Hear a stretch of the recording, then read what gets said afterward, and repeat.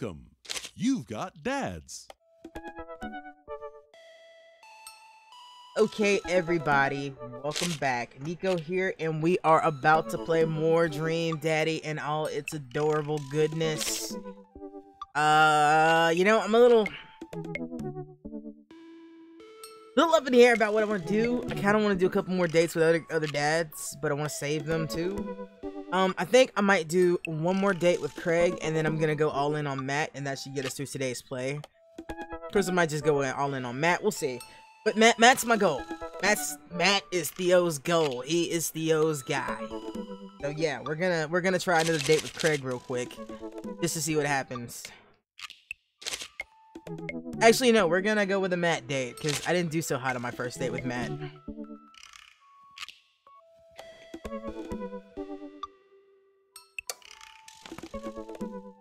Smile as often as you can will make others around you feel more comfortable. I disagree with that tip. It's never too early to invest in a personal IRA. I do agree with that tip.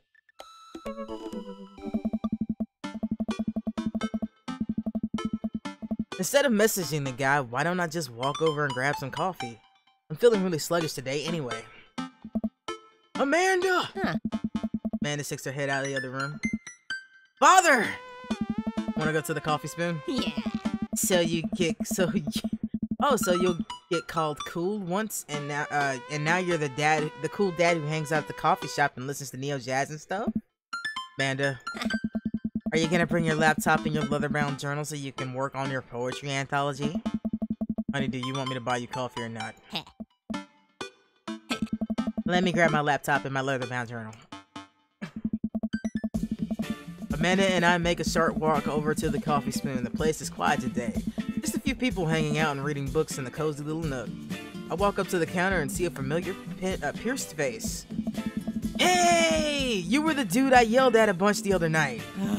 Amanda casts a sideways glance at me. You tried to sell me shirts. And who might you be, miss? Dad. This is my daughter Amanda, the person I am a father to and am very protective of. An honor to make your acquaintance. I'm Pablo. Did I mention that I make Witch House music? I wouldn't call Witch House music, but okay. Aww. A piercing blow to my ego, though not one that will dissuade my need to impress you. My innate dad sense is tingling. I am overwhelmed with fatherly protective energy. I must do something to protect my child.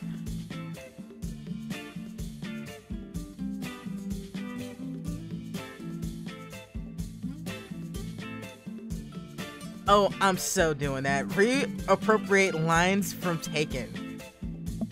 Listen here, Pablo. I have a very specific set of skills to, I can tap pretty fast with people my age. And if you so much as harm a hair on my daughter's head, I'll be coming after you in a comfortable 80 word per minute after I practice a little.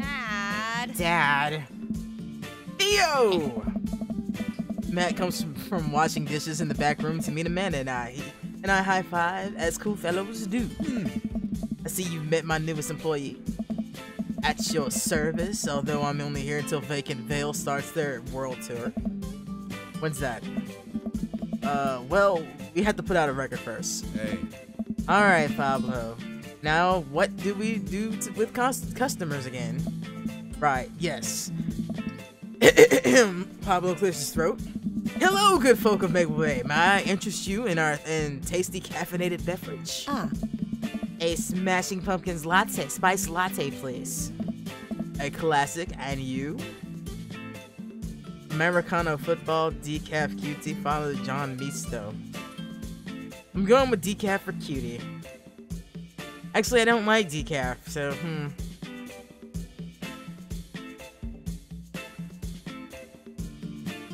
Alright, Father John Misto. A Father John Misto, please. Aww. That might be the worst pun I've ever heard. Hey, it's pure comedy. Yeah, puns are the highest form of comedy. Oh, I was making a joke off of Father John Misty and an album called Pure Comedy, and the drink was named for Father John Misty, so yeah, never mind. Coming right up. Pablo gets to work making our drinks while Matt observes him. He'll get the hang of it. For as goofy a dude as he is, the kid works hard. Hey man, the concert was a lot of fun. We should hang out again. Hey. Hell yes. Hey. Actually, I'm gonna be done training Pablo in a couple hours. I'm gonna go to the record shopping. You wanna come? Absolutely. Hey. Pablo brings us our drinks and Amanda buries herself in her laptop. I spend my time sipping my drink and cracking jokes with Matt. Last time we hung out, he told me he had trouble hanging out with other people, but for some reason, he and I talk and joke like old buds. It's weird. I feel comfortable around him. Once Matt feels comfortable leaving Pablo on his own, I say goodbye to Amanda and we start walking to the record store. Yeah, sounds great. Have you ever been here before? No! I mean, we have a record player sitting in the living room, and all I have is two copies of Frampton Come Alive. Oh. Oh, this should be fun then.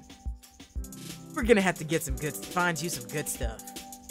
I need to go record shopping. I actually have a record player, and it is completely unused right now, and it makes me sad because, yeah, I like records. Vinyl is the way to go, people.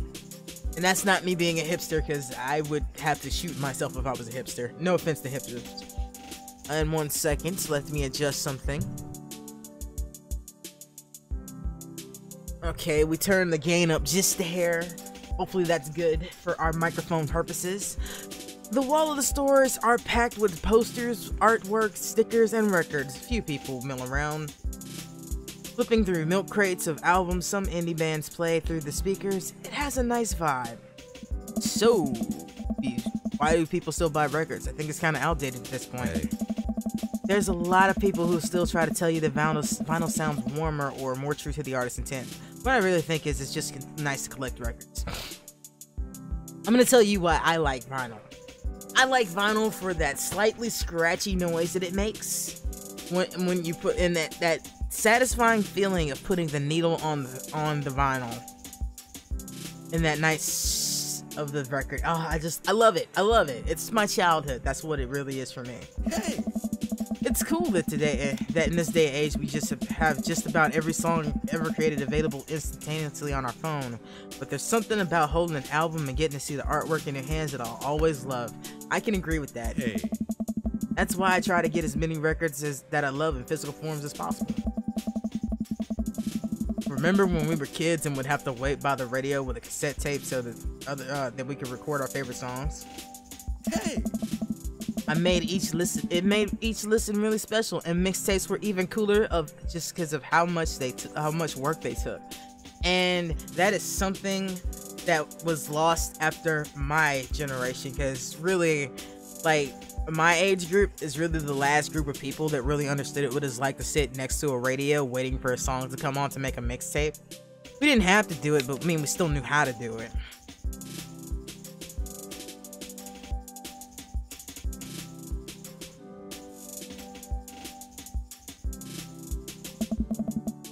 Now you just make a playlist. I think the last time someone gave me a real mixtape was in high school. Yep, exactly. Hey. I look around the multi-level record store and spot some genre. Future wave, jungle, arachno-punk, nunsploitation. What exactly is nunsploitation? I have no idea where to even start. I'd go with future wave myself, maybe jungle. Man, this is a little overwhelming. Hey. Here, let me help you find something you might like. If you were a milkshake, what flavor would you be?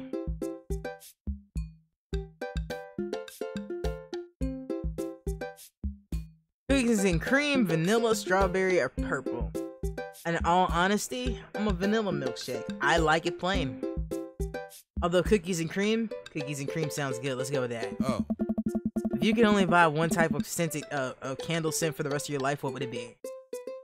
Daffodil Mountain Breeze, Camouflage Summer Break, Spring Freak Fireball, Power Violence Cherry Blossom. That actually sounds like it would smell amazing. I've had a cherry blossom candle before, and it is one of my favorite scents. Hey.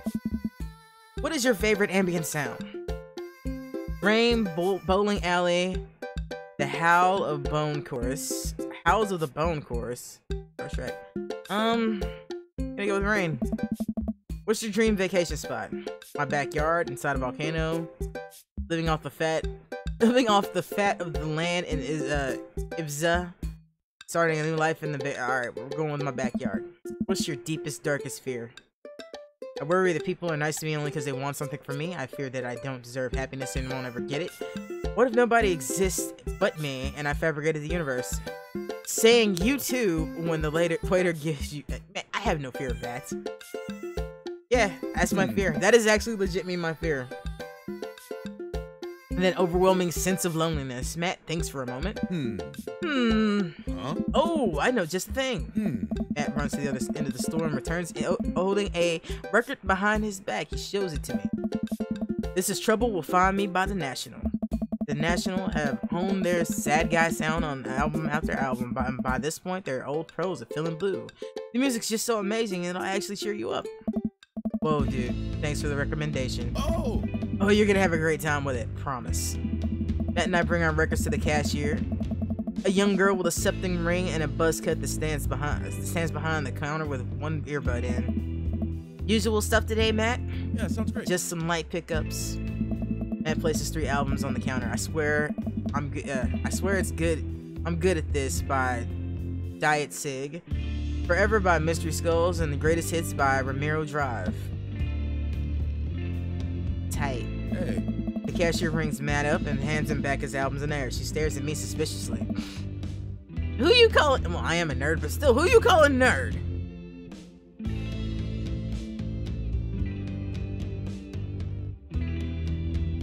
Who's the nerd? Hey.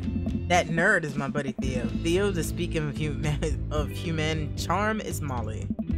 I got kicked out of art school for destroying my paintings at the end of every critique. Lovely to meet you. Anyway, Matt, is open mic night still on? Hey. You know it. Are the Third Wave gonna do a special acoustic performance? I might see if I can get a few of the girls together. There's an open mic night going on? Hey. Yeah, dude, we do it every month at the Coffee Spoon. Some amazing talent always comes through. Got a flyer for it right here. Hey.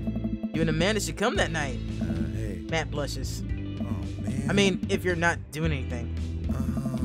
Will Vacant Veil be playing? Oh! Oh, if only. I finish paying for my record and we head out of the store. Man, what a trip down memory lane. I haven't been in a record shop like since Van still had shag carpeting. Now that you mention it, isn't it strange to think of all those weird little music memories? How do you mean? Well, I think music is a very special time and place sort of thing. A song is important to me, but not only in that I think it sounds good, but where I was and what I was doing when I listened to it. There's music that reminds me of exes, of struggles through school, of being so poor that I didn't know where my next meal was coming from. Hey. All that stuff. And listening to those songs reminds me of those memories, those moments in my life. Yeah, now that I think about it, even the pop concert Amanda made me take her to is special to me. I mean, I'm not really a fan of the band, but hearing the songs on the radio reminds me of how young and excited Amanda was. Hey. And then that even reminds me of a younger me, going to see my favorite bands in concert with all my friends. We would always go to my friend Cynthia Chapman's house beforehand and smoke pot in her basement like we were slick. Her parents definitely knew what we were doing. Wait, when was the last time you smoked pot? Bad stuff to think for a moment. It's been decades. Dude, me too.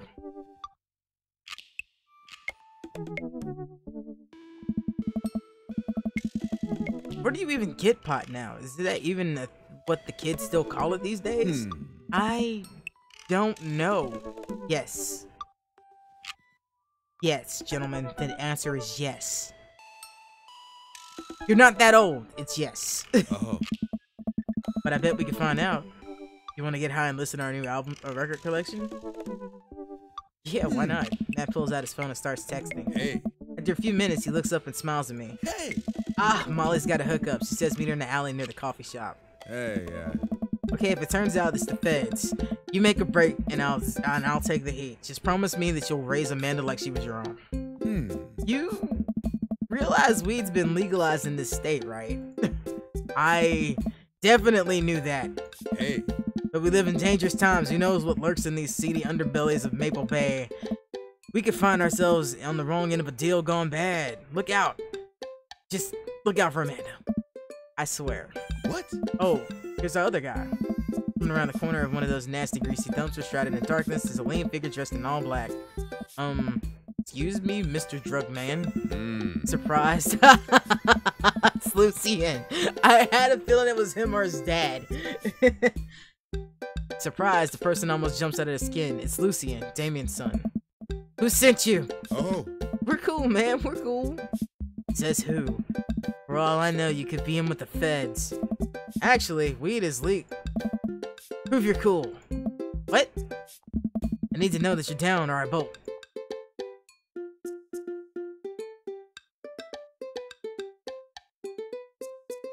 Sight mutually assured destruction.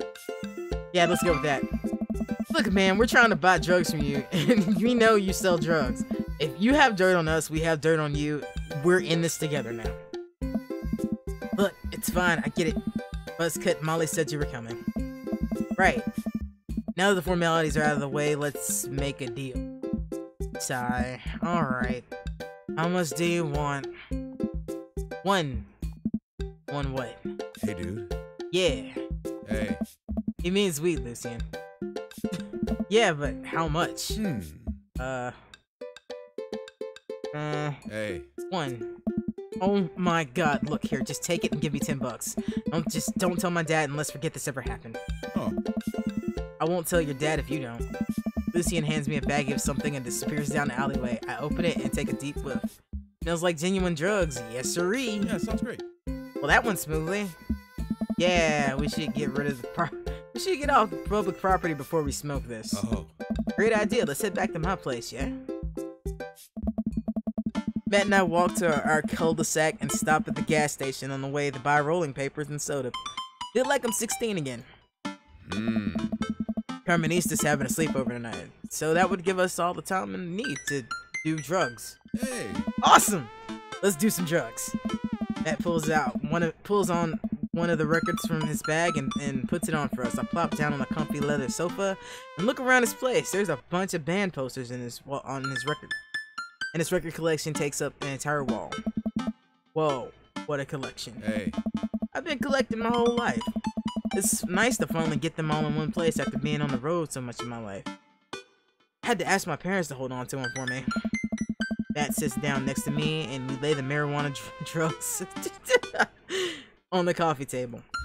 Do you want to do the honors? Please, it's your house. Hey. You say so. Wait. What? Matt pulls out the rolling papers and sprinkles some of the beatnik tobacco into one piece. He starts rolling it back and forth. The paper almost breaks immediately, the drugs spilling all over the couch. Oh. I never was too good at doing this. Matt tries again and is able to roll a successfully nice-looking weed cigarette. He hands me the lighter and the blunt, I think, and I take it. Well, that's, open the nug. Rip that golf fairway. Smoke some of that gateway drug. Rip the nug. Alright, let's go. Rip that golf fairway. Yep. Yes, let's do that. I light the joint and inhale deeply. This is not what I remembered. It's been a while though. Maybe pot drugs have gotten more potent since the last time I smoked. I pass the joint to Matt and cough a little bit. Should it sting this much or am I a baby? Huh? Matt takes a hit and his eyes go wide. That's not weed! Oh god. Hey. Did we just develop a taste for meth? No, it's... Matt takes another hit and winces. Yeah, this is oregano. I sniff there. Yep, that would definitely explain why it smells like pizza place in here. That little punk ripped us off. Oh well, we can still relax and enjoy the music sober. You know what? You're right. Oh. We sit and listen through the Diet Sig album that Matt bought, which is catchy as hell. I look around the room and see photos of Carmenista growing up, and I spot a young woman with a huge smile on one of the pictures with the two. Who's that? Hey. Oh, that's Rosa. She was Carmenista's mother. She died when Carmenista was young. I'm sorry to hear that. Amanda lost Alex at a young age, too. I can understand how hard that must have been. I look around again and spot a framed gig poster on the wall. On it, there's an illustration of Matt and Rosa surrounded by flowers. They're cursive. Lord, I can't read. Luckily, I can still read cursive, just not the word cursive. Hey, it's a dad joke. I hate myself. The cursive letter lettering reads stillness the dancing. Interesting name. Looks like they played the Soundgarden. Oh, they played at the Soundgarden a little over a decade ago. You two in a band together? Oh, man. Yeah. That's one of the reasons I was touring so much when I was younger. Traveled the whole country in a rinky-dink little van. It was hard to start, but once we started gaining notoriety and seeing how much our songs meant to kids, it was just incredible. Wow, that seems like a life that some people only dream of. Oh. It was, and it was difficult at the same time. Couldn't have done it without someone by my side. Rosa and I knew that we couldn't go do it forever. Long hours on the road, missing your family, sleeping in the van, all that stuff. Hey. So once she became pregnant with Carmenista, put down roots in our favorite town to play in, right here. Since she was a kid, Rosa's always had a dream to own a quiet little coffee shop. She died before it opened. I'm so sorry. Don't be. I don't know if I should. I'm not really sure what to say. I couldn't possibly count the number of times I told people the same thing after Alex died. Oh. Matt gets up to flip the record. Next to the turntable, I noticed a dusty piano. Do you play? Hey. I'm out of practice. I used to jam on keys back in the day. Oh yeah? I fronted the hottest 7-piece ska band that Eagle Rock Bay High School had to offer. No way, you had a ska phase? Hey, ska never dies. Hey. Except for Communist Manifesto, who broke up after seeing your talent show due to pursue solo career. Hey. Dude, that's so rad. Matt pulls out the piano bench. Give me some of that two-tone love. Oh man, let's see if I still got it. Hey. I sit down at the piano.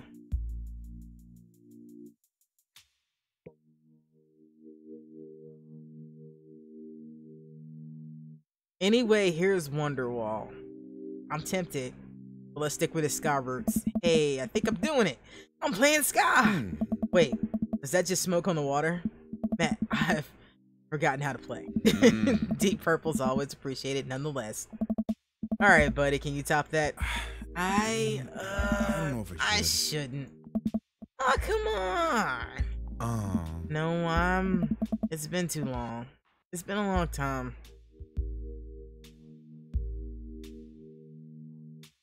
Do I want to drop it?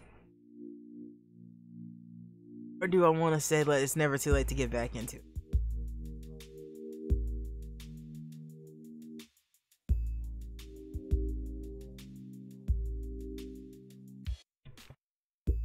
I don't want to screw this date up.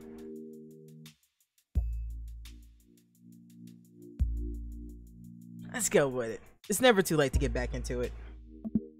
Matt, you just sat through a butchered version of Deep Purple Smoke on the Water. How much worse could it be? Matt stares at the piano for a second. Okay. Okay. Matt closes his eyes and runs his finger over the keys. He breathes in deep and starts playing a melody. If I didn't know he hadn't played the piano in a long time, I never would have guessed it. Matt plays a soft, sweet tune filled with emotion. I never heard this before. Is this one of his original works? This is so cool. Oh. Matt finishes the song and finally opens his eyes. How was that? That was amazing. Oh, it's nothing. Come on, man, that was killer. Are you gonna pull that out for open night? Oh no, I never play at those. Well, why not? You're really good. Just, I don't do it anymore. I just don't like being up there and alone and having so many people stare at me. It doesn't feel fun anymore. I can sense that Matt's getting uncomfortable with the thought of it. I won't push him any further. Alright, man, but I hope you know how beautiful your music is. Oh, man. Thanks. Hey.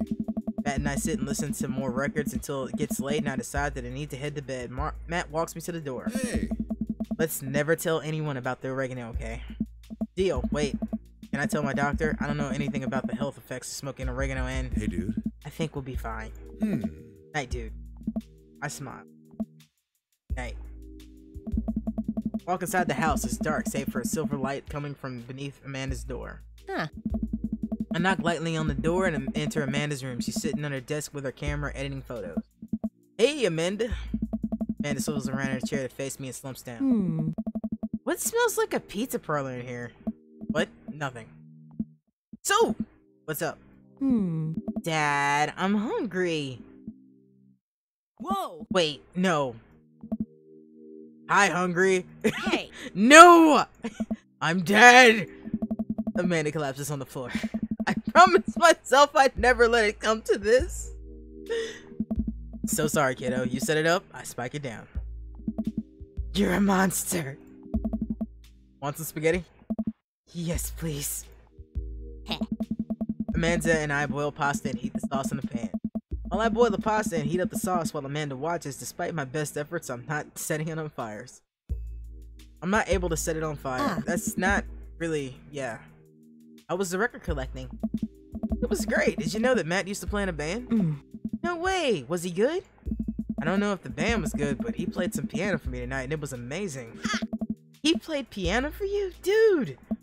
Yeah, I brought it up that he should play at open mic night and that happened in his coffee shop. He got kind of weird about it. I saw a flyer for that. We should go. Not too late to start a father-daughter punk band and play a couple of tunes, eh? Yeah, let me break out the old glockenspiel. I think it's the only no hot cross buns, but we can work off the chord progression. Amanda and I have a nice dinner before she goes back to her room to do photography stuff. End up watching True Life. I'm a house hunter.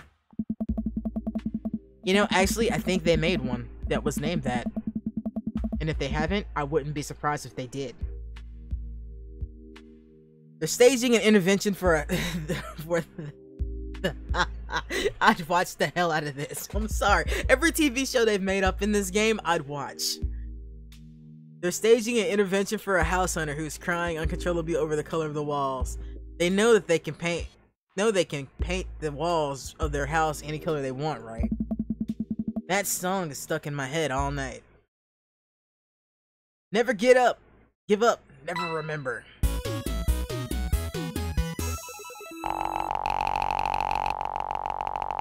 How does the scoring system for this even work? I don't know. You lit an arcade fire in my heart. That was a horrible pun, but I still love him.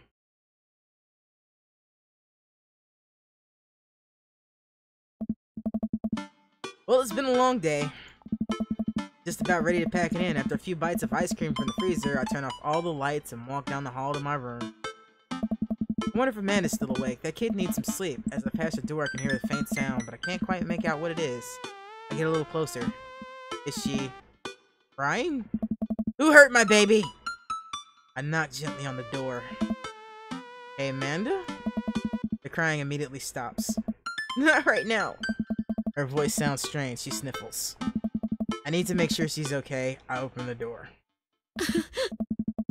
Who hurt my baby? Who hurt this precious creature? Who?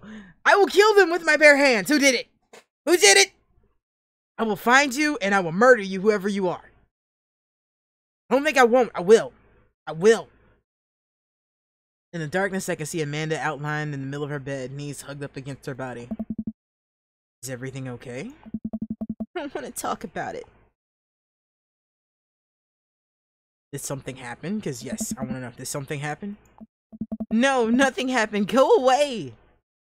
Something must have happened. Amanda. Get out! Okay, okay. I quickly leave her room and shut the door behind me. Once the door closes, I hear her crying again. Wow. What has her so upset? She seemed fine earlier. Usually so open with me. Did I do something wrong? Is she mad at me? I guess she wasn't before. She definitely is now. I can't remember the last time she snapped at me like that. I have a hard time falling asleep, but when I finally do, I'm still thinking about Amanda. After a long night of very little sleep, I roll out of bed and make myself a pot of coffee. Amanda should be up for school. Maybe she'll be willing to talk about whatever's bothering her.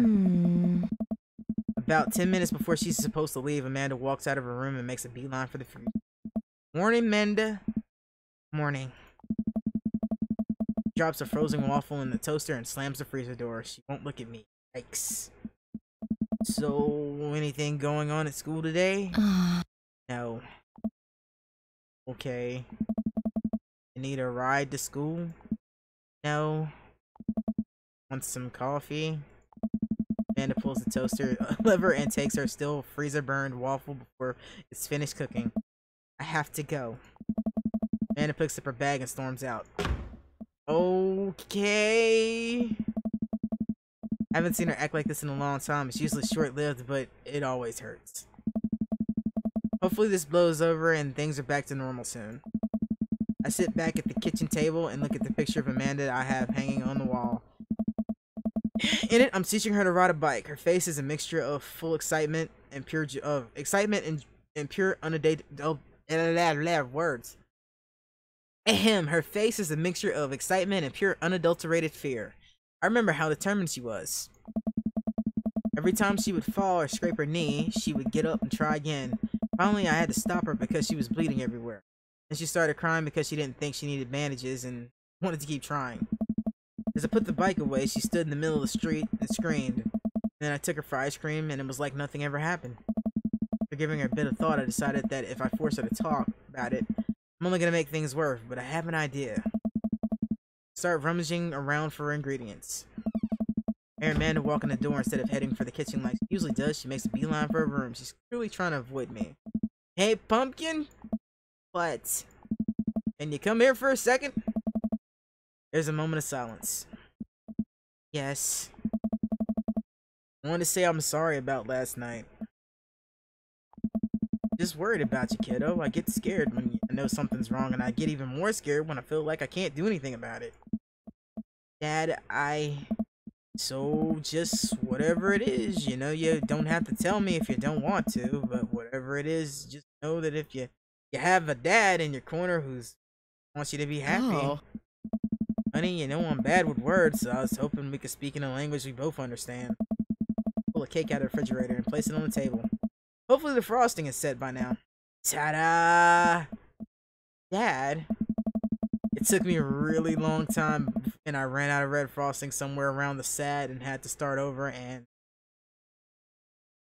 that is the cutest cake ever. Sorry, you're sad, but I support you. That support? That's a horrible you. 100%. He is so adorable. This is beautiful. Strawberry. Amanda gives me a big old hug. Grab some plates and some forks and set some delicious cake. So, it's really stupid. What is? This whole thing. I know I've been really weird lately. There's just... I don't even know how to explain it. I just feel like I might make you a chart. I'm listening. Do you want me to take notes? Guess I could start from the top. So you know how MR is going to the fancy art school in California, right? MR. No, that was Alanda.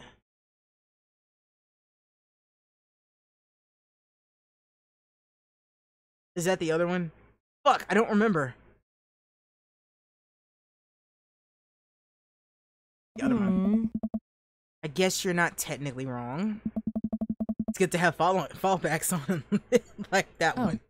Anyways, since she got acceptance letter, I feel like she's been drifting away, you know? And she's been spending a lot more time with Grace and Emma P, and I just thought that it was all in my head for a while, and then I found out from Rose M that both Emma's and Grace and Noah all went to a party at Mackenzie F's the same night that they told me they were busy studying for Calculus AB final. Yikes. So, another important piece of information is, God, this is embarrassing. I have a crush on Noah, and, that's a thing. What? Whoa! Bad idea! I definitely did not know that. Okay. You're a bad liar. So are you. I learned from the worst. Oh. Anyway, so the only person I told about the crush was Emma R, and she promised not to tell anybody. I didn't confront them about it at the party thing because I didn't want to start any drama, so I just kept quiet and kept going about my business. Fantasize. And then one day I invite everybody out to get nachos at the mall, and after not texting me back for like 2 hours, even though none of them ever put their phones down for more than 60 seconds, they all say they're busy, like, simultaneously. So I tell them never mind and I'll just eat nachos at home, right? But we were out of chips and I really wanted nachos. Totally understandable. Dad. So I go to the mall anyway, and I get to the food court, and who do I see there but Grace, Emma P, Emma R, and Noah all hanging around together eating nachos without me. What? It gets better. I'm standing by the escalator watching them, and I realize that Noah has his arms around Emma R, which is kind of weird, right? But then they kiss! Whoa. No. Yes, I know. And I storm over there, I'm like, hey! And Grace drops her nachos on her shirt because of course she does. And Emma R is just like glares at me. Grace, nothing's coming up. I don't know who that is. We don't know who that is. There's guaranteed we both, you and I, father person, do not know who that is.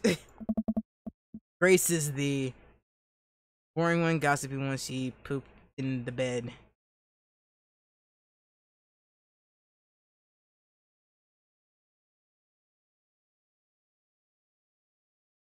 I'm gonna go with the gossipy one. I know! I was right!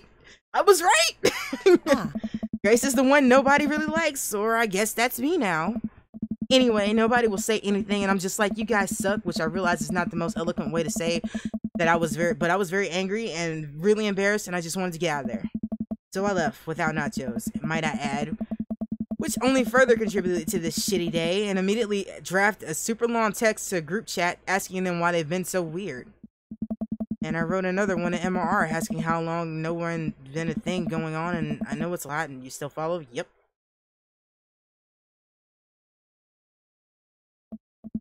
Oh, okay. Well, yeah, I get it. I mean, I speak teen, girl. I was one once. That's a thing. Oh, okay. Get a load of this. MR says, you know what? Let me read it to you. Emma pulls out her phone. Emma. Lord, there's a lot of Emmas. I'm reading it wrong. Amanda pulls out her phone and reads word for word an arduously long string of text messages. Can you believe that? I cannot believe that. I care so much about Amanda's social life and mental well-being, but man, do I not understand what she's talking about. This is all beyond me, and I'm trying my hardest to be supportive. They were dating in secret for like months. So I told her she was being a really terrible friend, and she's like, well, if you think I'm so terrible, then stop being my friend. I'm like, okay. And she left me, and then she let me read on, and then, wait, left me read on. What's that? Oh, like, she saw my message, didn't reply, and I know it was because they are red receipts. I know what red receipts are, but he doesn't. I don't know what red receipts are, but I'm just gonna nod and pretend I understand. Gotcha. So while all this is happening, I'm talking to Emma P about how mad I am because she's at least being kind of reasonable, and then I vent to her about how pissed I am and everybody and stuff. And out of nowhere, Noah texts me. It's like, how could you say that about me? And I was like, say what about you? And it's like, Emma P sent screenshots of everything I told her to group chat, and I got kicked out of. Alright, I think you lost me in screenshots, but that definitely sounds bad. There's so much more, but honestly, it's all really stupid teenager stuff. The bottom line is, everybody dropped me, half of my grade hates me, and now I have no friends. Amanda, I'm so sorry.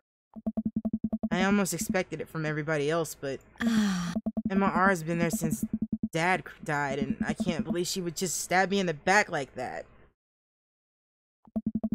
I'm not even that mad that she's dating Noah. I'm just upset she lied to me about it for so long. Amanda stabs the remnants of her cake. Okay, I take it back. I'm kind of mad she's dating Noah. Like, what did I do wrong? Why did everybody suddenly decide I'm not cool anymore? Why wasn't I enough? I don't understand. As mad as I am about everybody, like, I miss them, Dad. Amanda looks so dejected, I almost can't take it. What could I possibly say to help? No. Anyways, that's it. That's the whole sword tale. Thanks for listening. Tune in next week for more hot gossip. Wow. I know, it's pretty dumb. It's not dumb. No, it's a stupid thing to be upset over. Amanda, your feelings are real. Don't ever be mad at yourself for having feelings. I guess. Unless you've secretly been a robot that's been approximating human feelings this whole. Dad, if I was a robot, I would have transformed into a monster truck a long time ago. He has a point. Who would hurt my precious baby? Who would hurt this beautiful child creature? Who? But seriously, I know you probably don't want advice, but I feel like it's my duty as a dad to bestow upon you a few nuggets of fatherly wisdom.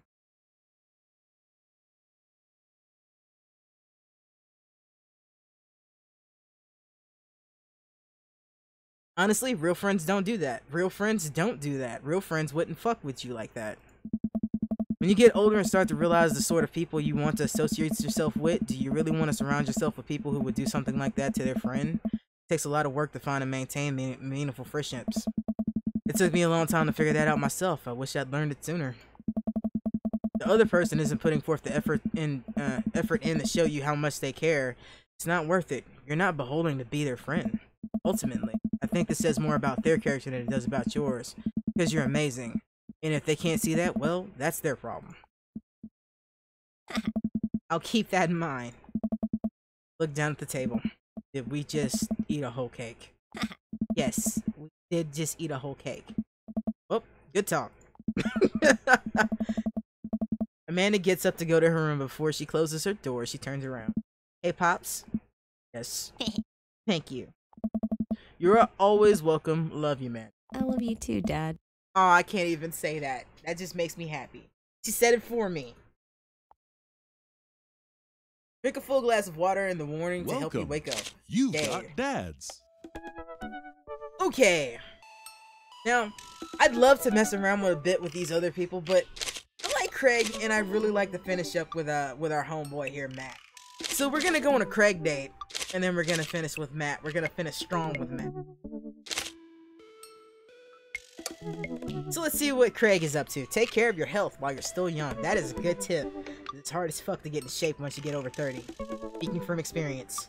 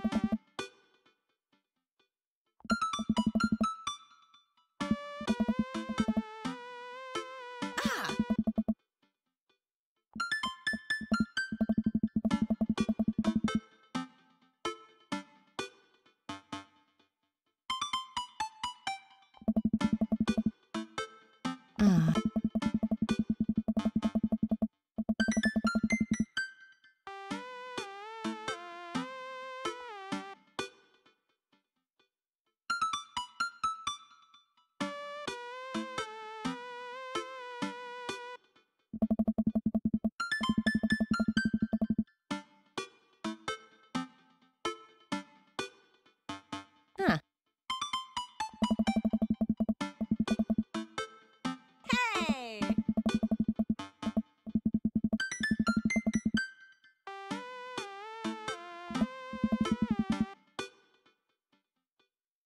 Ah.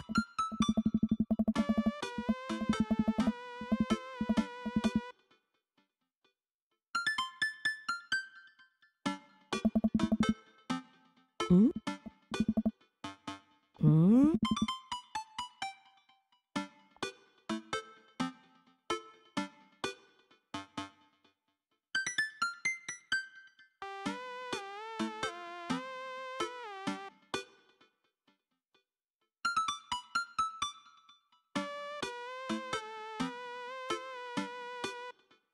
Oh my god, I just realized I was muted through all of that again. God damn it.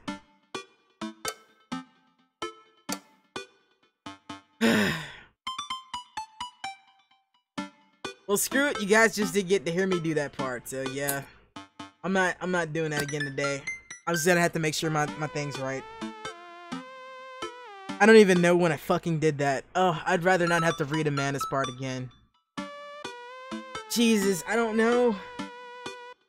Oh well, I'm gonna have to do that part again later anyway when I play more of this game, so I apologize if you guys didn't get to hear me read the Amanda heartbreaking part. It's not something I want to read again out loud right now, and oregano is not a salad. Can't blame me for trying. Nah, Rico, I'm talking to my dad. We'll just go with Meat Lover's fantasy. Sure, say hi to the wife and kids for me. Amanda hangs up. Rico says hey. The food gets delivered and we plop down on the couch to eat some zuh. Just be careful. Running is a gateway drug. It's a slippery slope, Dad. First you go on a couple of light jogs, and before you know it, you're converting to the garage into a home gym and renewing your subscription to some sort of weekly bunch delivery service? Question. Shoot. What's kombucha? Huh. Okay, so you aren't too far gone yet. Huh. I was just giving you a hard time, Spots, but really happy you're running more and caring about your health. I want you to be around as long as possible. Thanks, kiddo. Speaking of, I'm running with Craig tomorrow. You gonna be able to keep up with him? Hey! Probably not. We laugh and eat more pizzas. Probably healthy in the name of carbo loading. I'll call it a night. Early so I'm ready for tomorrow. When I first started running in the mornings, it was pretty hellish. Now that I'm a few seconds in, it's really become a little easier. Despite always ending in me dry heaving over a trash can. Is that runner's high? Is that what runner's high is? Just dry heaving? I lace up my shoes, throw on a t-shirt from Writer Summit I went to 20 years ago, and head out the door at a moderate jog. Craig is already outside, River strapped to his chest. Hey! He's dressed head to toe in color-coordinated running gear. Wow, I look like a total slub next to this guy. Hey, bro! Morning, Craig. River gonna be running with us? Oh. Best as she can. Taking it within limit. We're taking it to the limit, aren't we, kiddo? Good. I want to pop that bubble. Oh, I know what that means. Oh, I know what that means. Craig hands her the stuffed toy, which makes her smile ear to ear. That's Arnold the capybara. Sometimes it's the only thing that'll get her to stop crying. Oh, I've been there. Amanda has a stuffed panda that she carried around all the time, everywhere. She would have a tantrum if we even tried to wash it. It was gross. So you've been running lately? Every morning, 30 minutes. I'm practically an elite athlete by this point. Ah, well, I'll try to keep up. So where we headed? Oh. I was thinking that we could do a couple laps around the park. Okay, that sounds reasonable. Oh. Then we'll do some hill climb up a slope. Okay, I can probably handle that. And then we'll close off by doing some wilderness survival hike running to increase our agility. I'm suddenly struck with an overwhelming need to crawl back into bed. That sound okay to you? I usually throw some time murder sprints in there, but I'll go easy since you're a beginner. That sounds like something I'm able to physically. Hey! Great! Let's get started! Oh. Craig and I finally arrive at the park. A few other lone joggers make their way into the perimeter, and River waves enthusiastically at everyone we pass. It's a lot more peaceful in the mornings. Aside from the birds chirping, River gurgling away in a stroller, and it's pretty quiet. Okay, so she's actually in a stroller. That makes me happier because I can't imagine how stressful this would be for a child to actually be strapped to your chest while you're talking like that. All right, good warm up. That was the warm up? Hey! Let's start the show. Bro! But wait! Craig reaches into his bag and tosses me a water bottle. Fumble it and thankfully don't drop it. Gotta hydrate, bro. I take a long drink from the water bottle, feeling reinvigorated. Man, I didn't drink enough water. Hey. I look down at to pick up Arnold, River's toy, and hand it back to him. Must have dropped this. Thanks for looking out, bro. Hey! You ready? Yeah, let's do this. Oh. We finally finished however many tenth lap around the park. I'm breathing heavily, but I can't believe I actually didn't lose Craig. He's even breathing heavily too, which makes me feel a little better. I look down at my shirt and notice I'm drenched with sweat, huh? Almost looks like a frowny face. That's one. What? Hey! Just kidding. Good hustle out there. I'm really impressed. You're way better than last time Tom launched you off the treadmill. Yeah, man, you really pushed me to my limit now. I can't believe I held on. Hmm? Sometimes you just need someone there with you to push you to do yourself absolute alright, let's read that again. Sometimes you just need someone there with you to push you to do your absolute best. I'm glad I could be that guy, bro. Who's ready for hill climbs? Flap! Oh. There's my little cheerleader. Theo, you ready? You bet! Craig takes me to a separately portioned part of the park where a steep hill that seems to go on forever. I strain my eyes to see some joggers at the top. So what do we do now? Hmm? We run up the thing. That's like a lot. Hmm. Theo, there's two things you need to know about this hill. One, don't stop running till you see the top. Two, Craig points to the top of the hill. Hey! That's not the top. Yeah, let's do this! Finally reached the top of the hill after making my way past what I originally thought was the top of the hill. Once there, I hunch over my knees and gasp for air. My lungs are like daggers poking my ribs. I can feel my heart through my ears. River, I'm having a moment, please. Ooh, boy! Craig looks like he's beaten as well. Ha! So he is human! Oh. Theo, put your arms on your head and stretch out your elbows. It'll help you breathe better. Do as Greg says, and it feels Craig. His name is Craig, brain. His name is Craig. It still feels a little better, but I'm still in agony. Oh. And here, Craig tosses me the water bottle again. I hydrate myself like when my life depends on it. Thanks, dude. Hey! Phenomenal work. You feel the lightness in your head? That's the runner's high. Oh, that's it. I thought I was just, dying. Want to take it slow for a bit? I would like that very much. As we're catching our breath, River starts crying. Oh. What's wrong, sweet pea? Do you want to play with Arnold? Greg looks around us. Bro! Man down! We've lost Arnold! River keeps wailing. Dude! I've abandoned my child's toy! Gotta find him, dude. It should be simple, right? We just gotta retrace our footsteps. Remember, River was the last, having it down at the bottom of the hill? Hmm?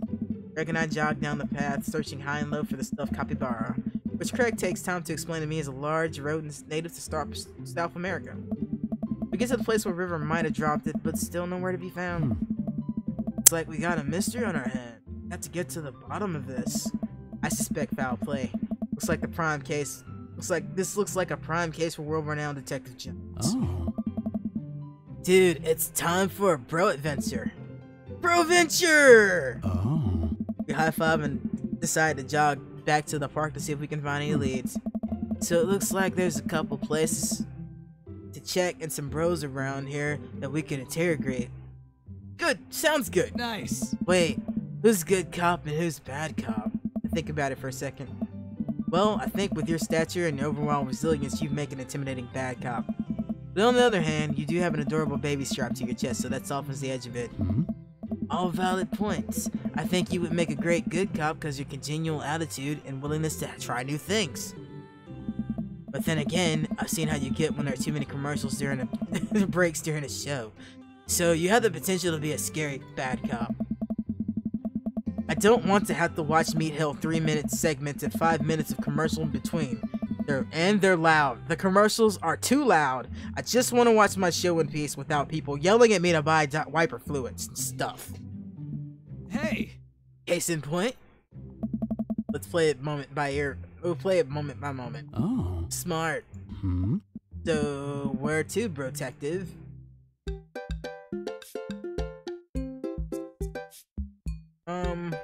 Yeah, let's go to playground. We make our way over to a small playground on the edge of the park. A couple of kids are playing on the jungle gym while their parents watch in nearby benches. Over on one of the benches, I spot a familiar face.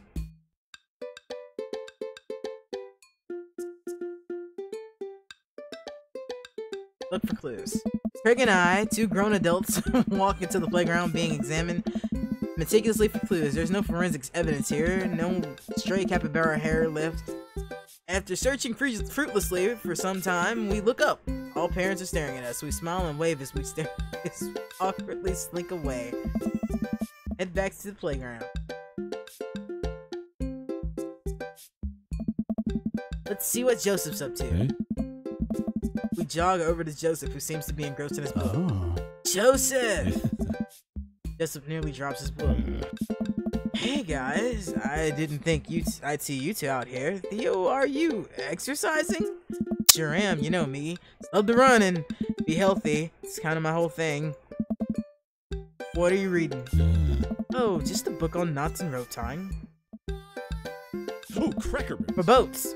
Boats and boat ropes. Right. Say, you didn't happen to see a stuffed capybara around here. What's a capybara? A large rodent native to South America. Joseph thinks for a second. Haven't seen one around here. I'll tell the kids to keep an eye out for it. Your kids are here? Nice. Joseph looks around. Oh. They were here a second ago. They must have gone exploring around the park. Do you know where they could have run off to? They're kids. They get in the mischief sometimes, but they always come back.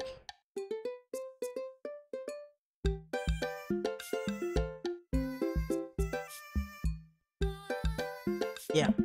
Mischief, you say? Oh, cracker barrels. Wait. Am I being interrogated right now?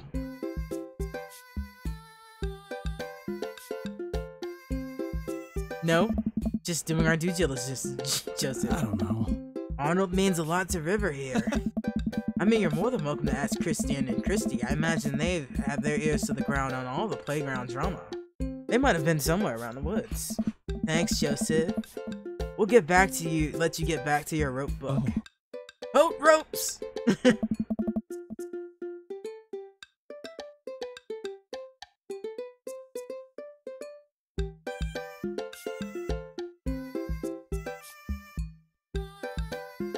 Alright, let's try to calm River down. This is a pretty nice playground. We might as well get a couple swings in. What about Arnold? Maybe having a little swim might calm River down, might buy some time. You're right, she's about to go nuclear. This might prepare her for the possibility of us not being able to find Arnold. Life is cruel and tough, but at least we always have the swings. Craig straps River into the baby swing and gives her a gentle push. She giggles. I take a seat on the swing next to her and immediately realize I'm stuck. River seems to love that. Craig eventually helps me out of the swing and we decide to get back to investigation. Alright, let's move to another part of the park. Where to now, bro?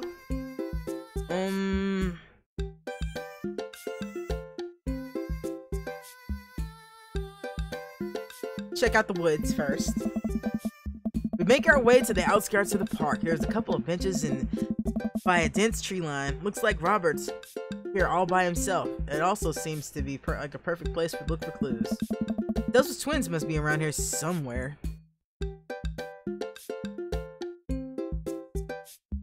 Look for clues. Craig and I search through the outskirts of the woods hoping to find anything that might lead us to Arnold.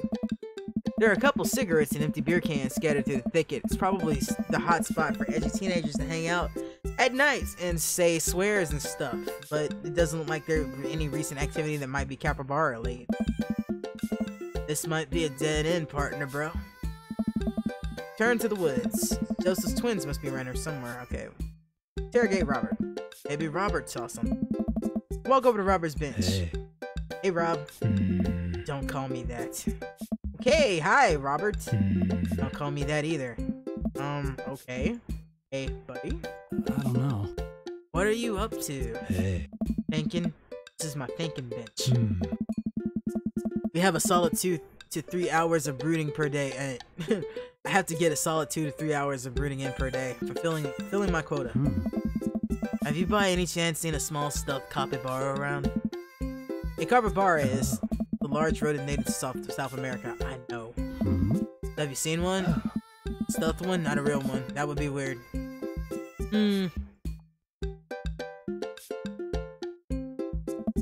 Alright, Robert, we've been nice. Help us out or I'm gonna go off. Learn how to fight, and then come back here and kick your ass. You learning how to fight, please. Well, fine. But if you don't tell us what we want to hear, we're gonna spoil the season finale of Long Haul Paranormal Ice Road Truckers. Whoa. You're bluffing. My buddy here does not play by the rules. Theo will do it. Callum and Flint crashed into a haunted... Stop! You're a monster! Robert sighs. I haven't seen any goddamn capybara, okay? Crap. I was really nailing this bad cop bit, too.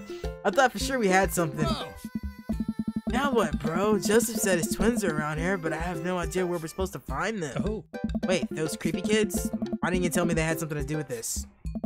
Huh? Maybe I should have left the good cop, bad cop routine to the pros. Bro. TV! Yeah, Robert, bro! You know where they are? I do. A lot of people underestimate the senses of a man who broods. I saw them lurking around here a little while ago. Where'd they go? There. Ran into the woods. I'd be careful, though. I don't trust them. But then again, I don't trust anyone. Oh. Not even you guys. Not even that baby. Take that back. You're an old soul, kid. Oh. Thank you for your help, Robert. The woods. Alright, so we'll go deeper into the woods. I start into the deepest, the depths of the forest. Who knows what could be in here? Are you prepared for what we might face in here? I'm ready, partner, bro. You? Oh. If it gets River to stop crying, I don't care. Let's do this. Start down the path into the woods. Keep our eyes peeled for any sign of Arnold. There's no squirrels, no birds anywhere. Silence is unsettling. The sun can barely peek through the canopy. It's cold here. Suddenly, we hear voices. I want to do it. You got to do it last time. Craig and I come into a clearing where we find Christian and Christy kneeling over something. Stop right there! Bro! And put your tiny hands where we can see them. Christian and Christy just stare at us. You heard the guy. Put your hands up. We're kinda in the middle of something here. Yeah, can you come back later? What are you kids doing? Heading stuff up? My heart is pounding. Is this the end of the line? I step closer. I can't believe what I'm seeing. A pair of safety scissors lie in the dirt, and it's Arnold. What have they done to him? Nice. Arnold! Goob! You heard the baby. Hand over the capybara. No fair. Finders keepers. No, it's not finders keeper. That's our property and you desecrated it. Well, how can you prove it's yours? Yeah, it doesn't seem like it has your name on it. Actually, it does. See? On the foot there. Christy looks at the foot. I can't read. Craig looks at me. I don't know. I'm so done with this, bro. There's no use arguing with him. River sniffles. Craig looks exhausted. Oh, man. I gotta get her home. She's gonna have another meltdown. Let's brunch some other time. I head back to the cul-de-sac inside the house. God, I'm ready for a shower. Gallons of water and a nap. I bet Amanda's still asleep. I crack the door and find her still in bed. She sleepily scrolls through her phone. Morning. Afternoon, actually. Right, how was brunch? Well, we had a good time with the run part, but we didn't make it to the rest of the portmanteau. Huh? To brunch. We didn't make it to brunch. Somehow we lost River's toy capybara on a run. A capybara is... Dad, don't patronize me with giant rodents. I know. Sorry. Anyway, we figured out that Joseph's creepy twins had something to do. But we never got to the bottom of it. We actually cornered the kids in the woods and found out they was left of the toy, but we couldn't convince them to give it back. Maybe had smoking gun. Evidence, not a literal. So the run went well, though. I was a little worried about your endurance.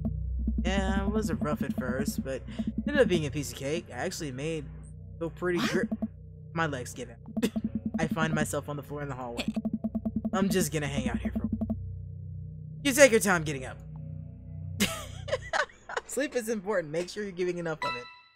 Yeah, I bet that date didn't go well.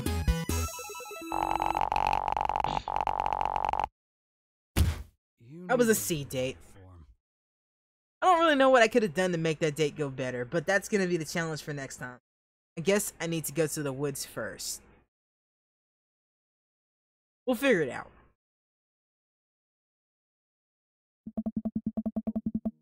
It's a beautiful night, the air smells fresh, so I decided to take the long way home. I casually strolled through the neighborhood, taking in the sights and sounds of suburban city, with low crime rate and wide walkable sidewalks at night. As I approach the bar, I can hear the patrons inside cheering. Oh, I bet the game's on. I wonder if my team's playing tonight. A drop of water hits my head, and now it's a lot of drop of water. It's pouring rain. Maybe I should go wait this out inside. Order a beer from the bar and settle in. It turns out my team isn't playing tonight, but I can certainly enjoy the game regardless. The bar is unusually crowded, and the feeling of camaraderie is over a shared love for the game makes me smile. Sports are nice.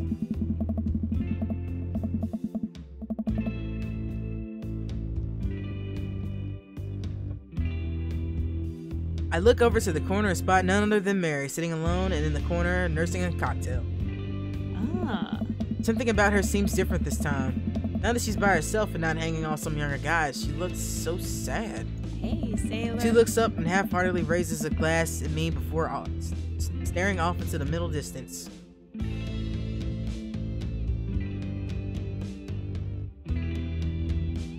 know what?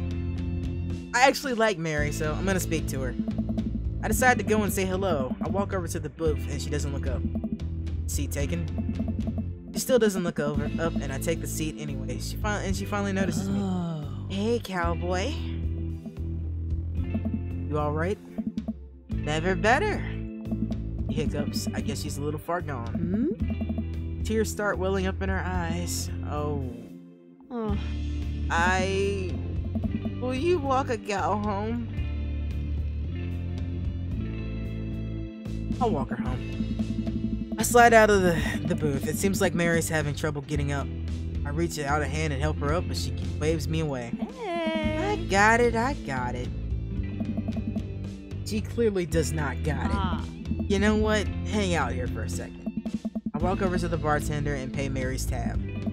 Hey, I don't know if you remember me, but I live in Mary's cul-de-sac. I'm just making sure she gets home safe tonight. I know you.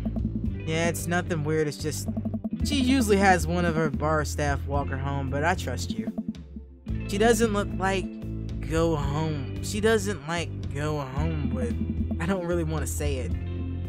One of the guys she meets. Nah. Ain't her thing. Huh? Head back to the booth. Mary stumbles out of the seat directly into my arms. It's still raining a little bit, so I take off my coat and hold it over Mary's head. Such the gentleman. Let's get you home. Mary and I walk home in silence in the street towards the cul-de-sac. I have no idea what I'm going to say to her for fear she might hit on me, or not. What did the bartender mean that it ain't her thing? I'm sorry you have to see me like this. I'm usually not... I know Joseph doesn't like it when I... Just... Sorry. It's alright. I'm sorry if I'm ever mean to you. It's alright. No, it's not. I know it's not. I'm having a really... Forget it.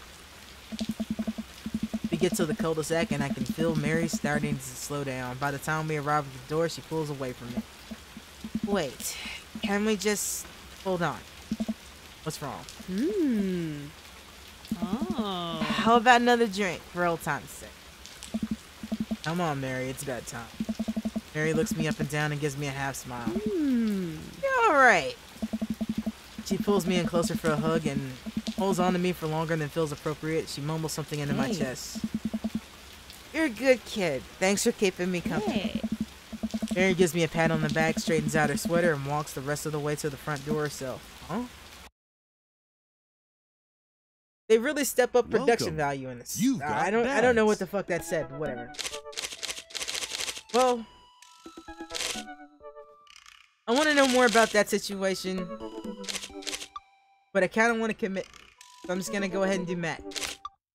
So yeah, let's get our next date in.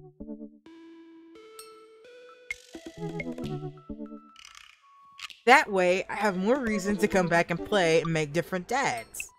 Even though I like my dad. But yes, I'm sure I want to commit. Let's do this. Run to the finish line. Run through the finish line, rather.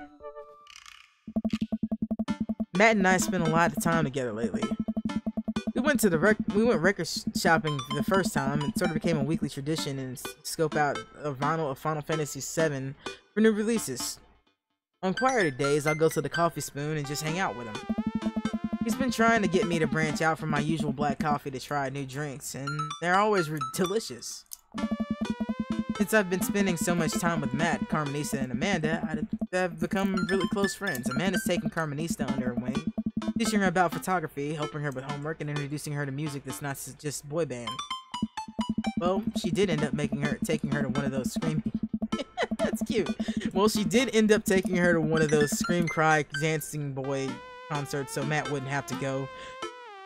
Truly a heroic move. I can tell that Carmenista really looks up to her a lot, so it's great that Amanda's trying to be a good mentor. The open mic nights tonight. Amanda and I busy ourselves getting ready, and I try to pick out a nicer outfit than usual. I pace around the room, a bunch of really cool bands are gonna be playing, and I'm excited to see them. I also haven't been to a show since the first time Matt and I hung out. It's weird, ever since Matt played piano for me that one time, I've never been able to convince him to do it again. He told me he also plays guitar and drums and even the trumpet. Still won't play any of them. For someone so passionate about music, it's strange that he doesn't want to actually play it. I get the feeling the reason he doesn't want to play it probably has a lot to do with his deceased spouse. Ready to go, Pops? I can hear Amanda in the hallway as she approaches my room. Yep. Amanda pops her head in and looks me over. She pinches the bridge of her nose. Aww. Dad, we talked about this. What? The sandals. They're older than I am. Vintage, some would argue. I thought you threw them out. Amanda, since when did you enroll in Fashion Police Academy? I got kicked out of it because I was a loose cannon and didn't play by the rules. For example, you're not allowed to mix florals, but you can totally if you have a good eye for color. You're out of your jurisdiction, you rookie. Amanda guards the door until I pick out a better outfit. Stop! Dad. Those sandals are going directly into the evidence locker. What the? It's the trash.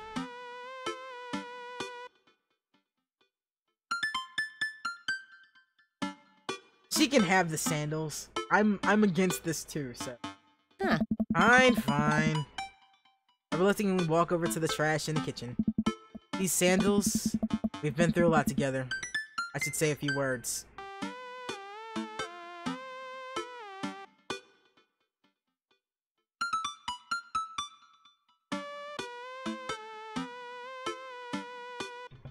We're gonna go super sappy. You carried me when no one else could, Sandals.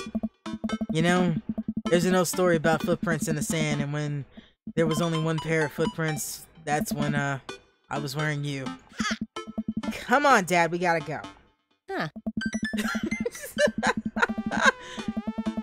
I've never seen the Coffee Spoon so packed. I spot familiar faces in the pup concert, all sipping their caffeinated beverages of choice. A couple of people are sitting on stage. I don't see Matt, but I'm sure he's busy in the back. Amanda and Carmenista find each other immediately and do their secret handshake, some complicated clapping with their hands, and then a big hug. Theo! I turn to see Hugo sitting at a table with none other than Damien. Fancy seeing you two here. I am, as you know, a dedicated patron of the arts. It's a bit of tradition between Damien and I now. Matt's open mic nights always seem to bring out the best talent in town. Sometimes it gets a bit odd, even for my admitted eclectic taste. You guys seen Matt around? Yeah, he was just helping the Pablo kid get some equipment out of his van. Whoa, Fake and Ville's playing a set? What? It's, Witch House. Damien's ears perk up. What is that? I don't know. Well, it sounds delightful. Amanda says it isn't. Shame. Alright, I'm gonna go find Matt and see if he needs help with anything. Head to the back room of the Coffee Spoon, where I find Matt going over some last-minute show details with Pablo. My dude! Pablo and I share a full-on sincere bro hug. Hey. I'm glad you can make it, Theo. I wouldn't miss it for the world, man. You guys need any help? Oh. I think we're all set. Pablo, actually, can you remind me what order people are going up? Well, you got the handsome and unforgettable Vacant Veil opening up the set with a selection from his new album, Witch Diaries, and then there's the Third Wave, who are all extremely attractive and could beat me up, and I'd still be into it, and are playing a 3-person acoustic set. We've got a little bit of spoken word in there, a magic act, and then it looks like we're closing with Jonathan Jones and the Speakeasy Choir. What? No, absolutely not. I remember the ridiculous set that this band put on when they opened up for Pup. Sometimes, when it's quiet, I still hear the sounds of an accordion being violently thrown against the wall over and over. They weren't that bad.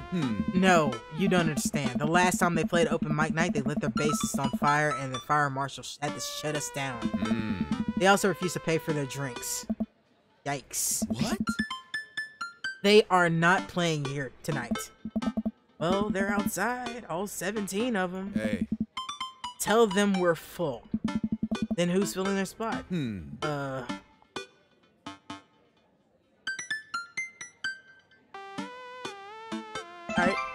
I'll play. What are you doing? Hey. What? What could you even do? Stop talking! Close your mouth! The Ska Manifesto is a comeback solo show. I thought you didn't know how to play anymore. You don't know how to play anything anymore! Ska comes to you in the hour when you need it most without fail. Stop being desperate to please your hot flame, Theo! Hey, dude. Is there a keyboard around? You ending thirst will be your ultimate downfall. Yeah, I have one right here. Then it's settled. Dude, are you sure? No, I'm not! Sure as the ska is generally played in a staccato note on the upbeat. Oh. Well, as long as nothing gets set on fire, it can't possibly be worse than Jonathan Jones and the Speakeasy Choir. That grabs me in the shoulders and stares me in my eyes. Thank you, Theo. I owe you big time. What have I done? What have I done? What have I done? I settle back into my seat with Amanda watching the show start. The house is packed now, with a few people standing outside to watch. What have I gotten myself into? Amanda, I may have made a mistake. Dad, if you bought a brand new pair of those sandals, in the hopes that I would be okay with you wearing them, I swear to... I agreed to pull out my ska. No. Absolutely not.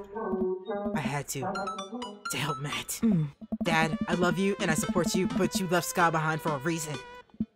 Look, it's either this or we're in the splash zone for a group of 20 musicians that are all crying at the same time for the sake of art.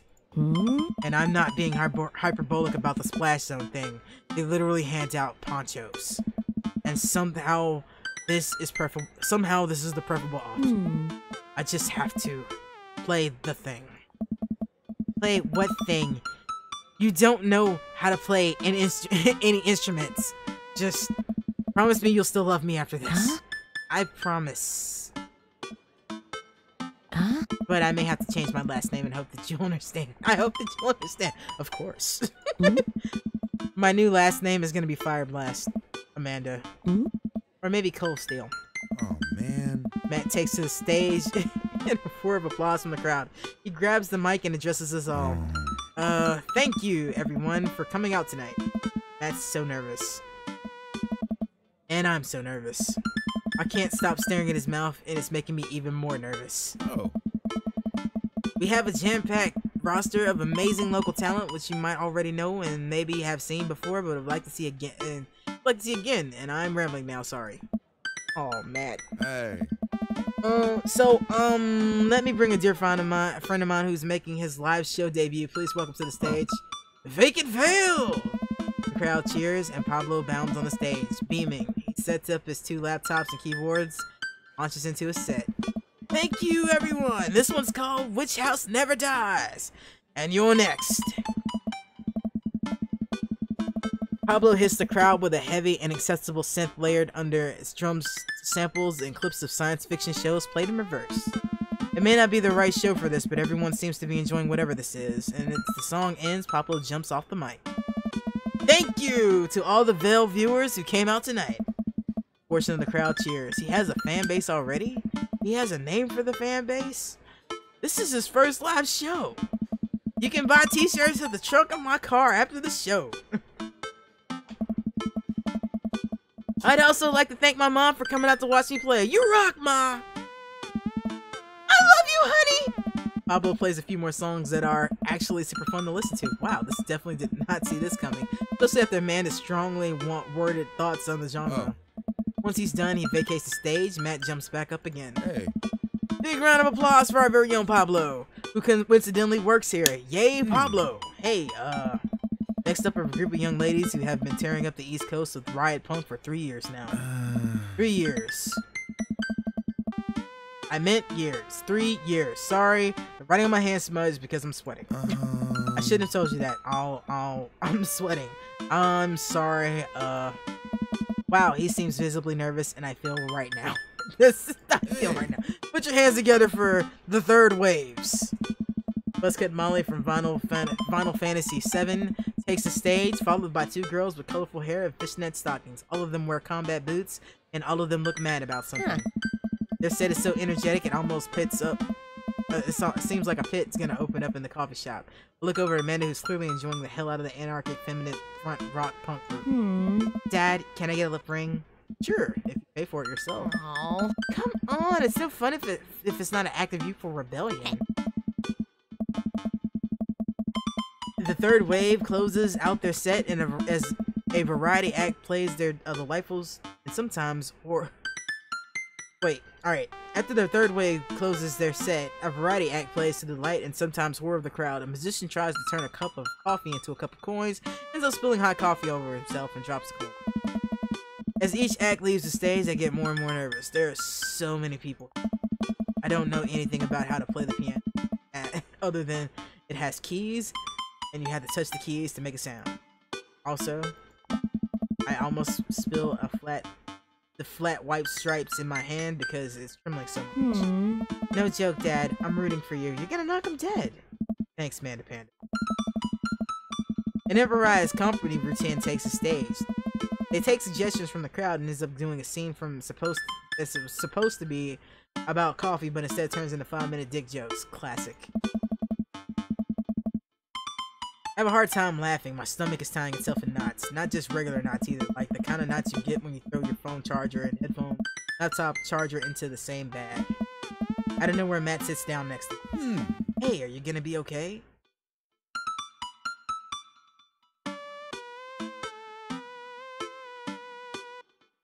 Nothing is wrong. I want to reassure him I'm okay, but I just can't edge the words out. I'm here. Hey. Alright, just making sure. No, you're gonna do great, Theo.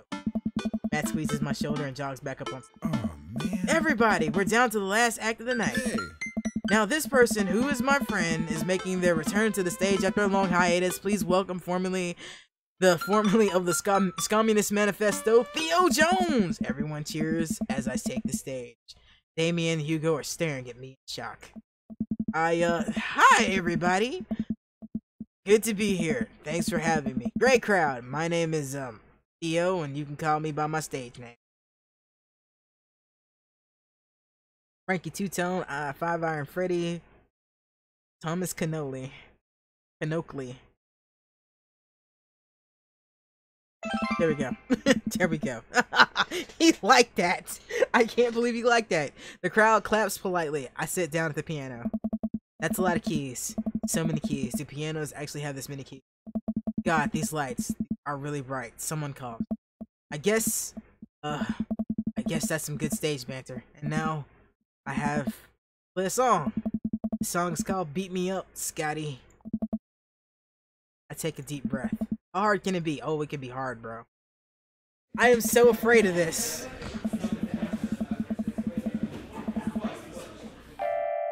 tickle that ivory. How do I do this?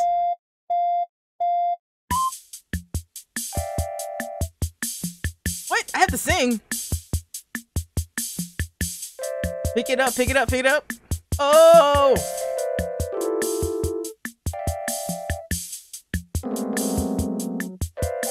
I don't know what's happening here.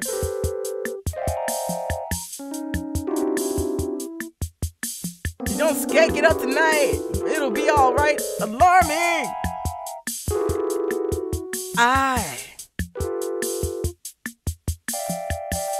Everybody ska! Beam me up, Scotty! Beam me up, Scotty! Beam me up to that to the Scott Trek Enterprise!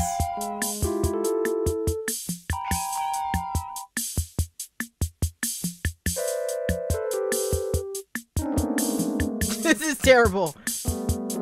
I don't know what I'm doing.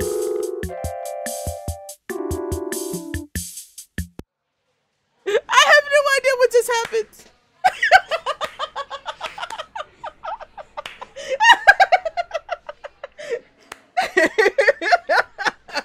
Beam me up, Scotty.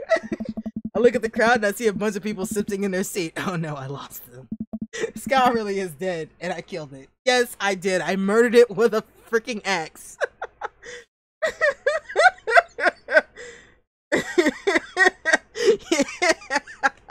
I regret nothing. I regret nothing. If I regretted it, I would have stopped singing. Everybody ska! Everybody ska! Like a checkerboard wearing angel, he descended from two-tone heaven. Matt walks on stage and plays the guitar. We lock eyes, he gives me a reassuring smile, and he effortlessly plays chords along to the song. I look out to see the crowd who goes wild with Matt's appearance on stage. Everybody's bouncing now. It fills me with renewed energy as we jump into the chorus. Hey. Beam me up, Scotty! Beam me up, Scotty! Oh! Beam me up, Scotty, to the Scott Trek Enterprise. Matt jumps into an improvised solo that is way better than the one Darian Springs' dad wrote in high school. Oh. We make it to the end of the song in one piece, and the crowd goes wild. I'm moist with sweat, moist. Head to toe. Ladies and gentlemen, Matt Sella! The crowd practically screams. They're all chanting Matt's name. Hey! They want to hear you play, man. Hey! Matt smiles. I think I'm ready. I excuse myself from the stage and take my seat next to Amanda as Matt cozies up next to the mic. I take back what I said about ska. That was pretty cool. No, it wasn't. Don't lie to me. That was terrible. Don't lie to me. I high-five Amanda and we look towards the stage. Oh. Hey, everybody. More cheers. I haven't played in front of people in a long time, but it's cool to be back. Hey, dude. This one goes out to a good friend. Matt locks eyes with me. We both smile. Ooh. Oh. Who helped me be able to do this again. Oh. Thank you. Oh. This is an old one from Stillness the Dancing. The entire crowd excitedly jumps to their feet. Matt closes his eyes and starts to play an upbeat, intricate melody. The crowd sways to the music. Matt looks entirely at peace, with a small smile on his face as he sings. After he finishes his song, the crowd insists on an encore. He ends up playing a few more tunes to the adoring audience before thanking everyone for coming out. The moment he steps off stage, he gets mobbed by people. Everyone seems to be amazed that he's playing again.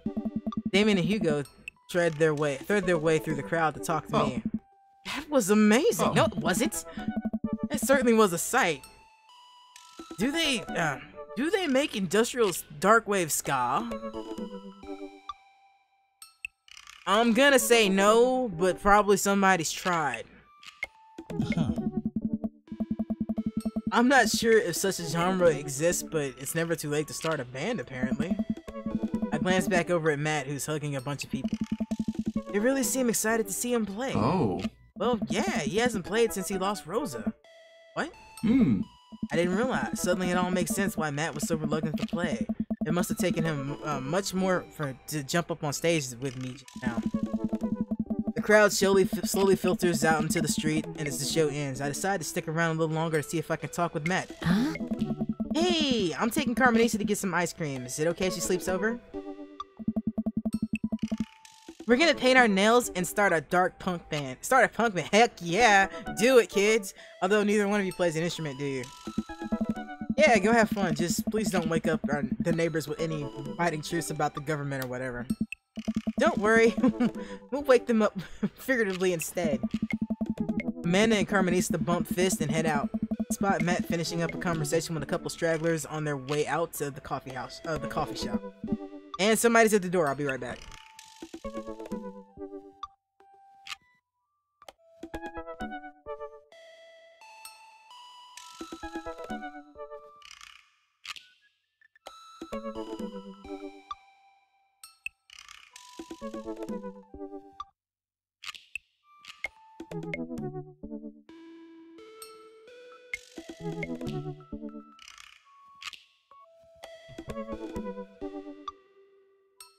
Alright, where was I?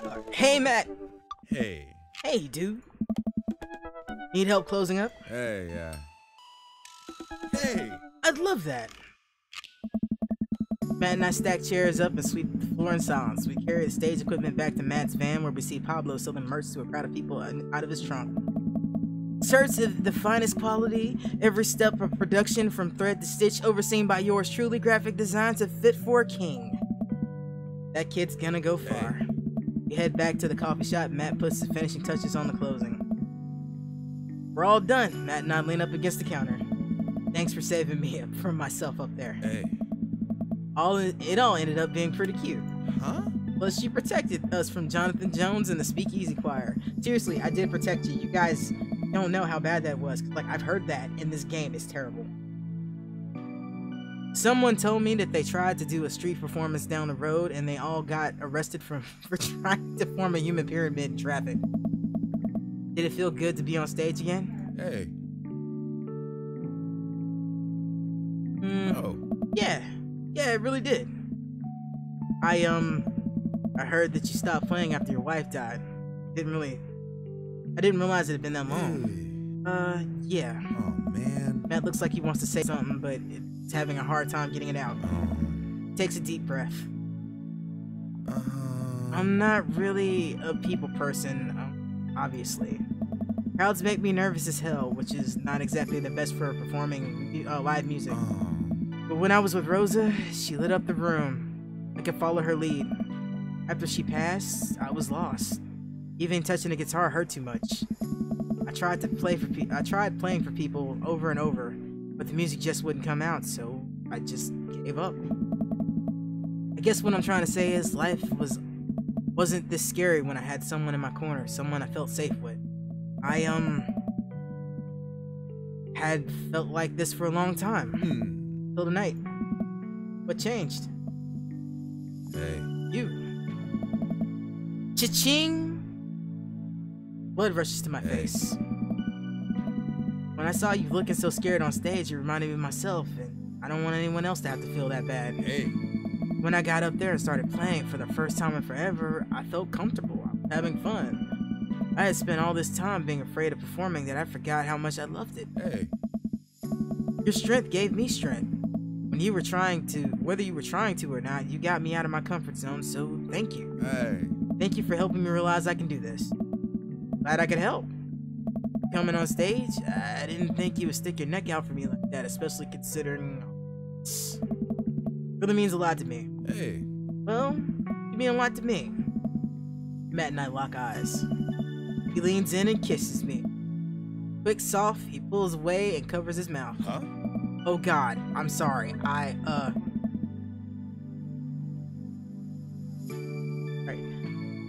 Sorry, I can't believe I just did that. Neither can I, but Hey. glad you did. Our lips touch again. I brush his hair out of the way and rest my hand on the small of his back.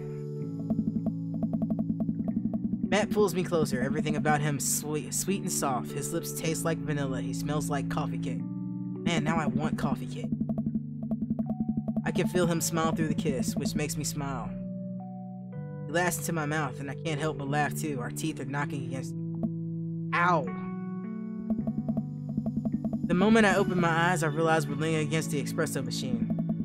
Maybe the coffee shop isn't the right place for this. Maybe you're right. Hey. Let's go back to my place. Get some dad loving.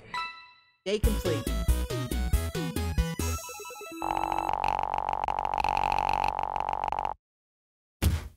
Only got a B on that? Give Oh record well. Another spin. Why not? I'm just gonna imagine my terrible singing and that weird piano thing that they had me do is what did that, but whatever. Liquor before beef, you're in the clear. I have no idea what that means. Whew, I think I finally have everything set up. Amanda should be here any minute now.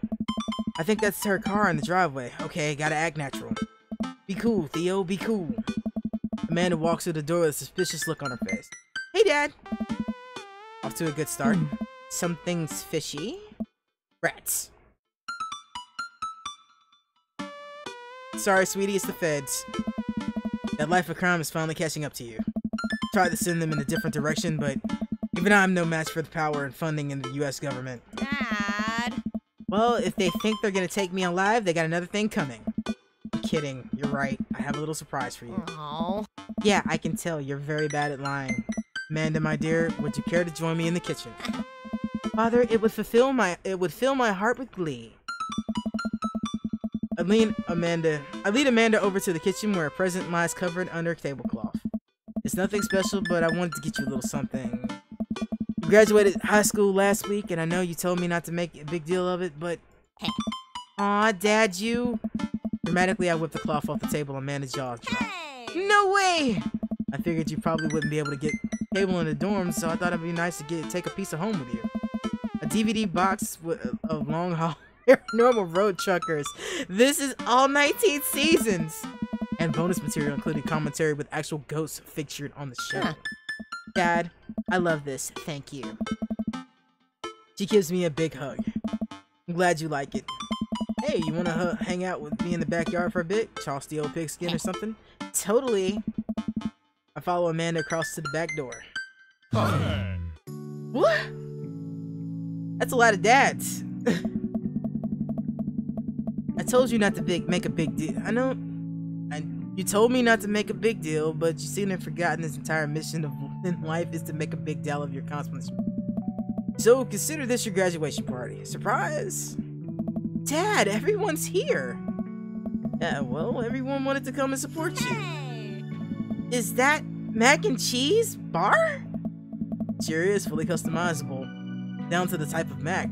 Wait, they make that?